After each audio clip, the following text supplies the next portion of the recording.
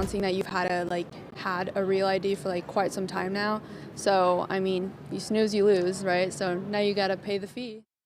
Airline passengers across the country could soon be seeing some changes and charges when it comes to trying to board their flights. Thanks for joining us here tonight at 10. I'm Mike Landis.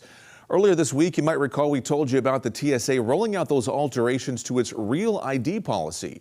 Ozarks First, Michael McLaughlin joining us live at Springfield Branson National Airport.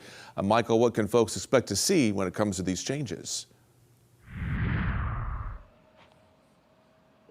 Yeah, so starting in February, anyone who doesn't have a real ID or an appropriate alternative, such like a passport, for example, will have to pay a $45 fee. I think the way that they communicated it is very awkward because I haven't even heard of it. This is Jonna Leppert's first time hearing about the change and believes it could be a surprise for others in the coming months. Yeah, I think it's going to be a huge issue just due to the fact of $45 additional to your flight, additional to they charge you for bags. It's going to add up, and I think that's just one more thing that could be avoided. TSA says the fee will help pay the cost of operations. Joshua Stroud doesn't have a real ID and says he doesn't think it's necessary. I don't think that it's a fair use. I'm okay with necessary tax. I mean, that's what it feels like, a tax.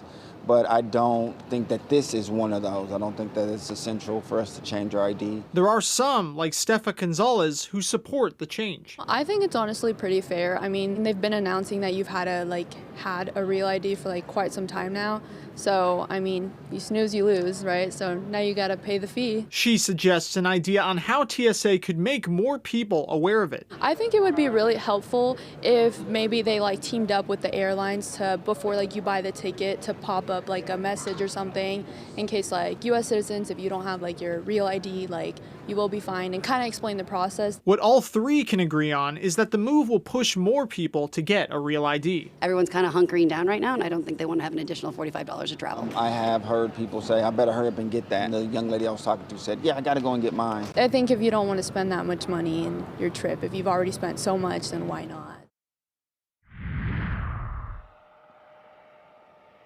And a list of acceptable forms of IDs can be found on our website, ozarksfirst.com. Reporting live in Springfield, I'm Mike McLaughlin, Ozarks First.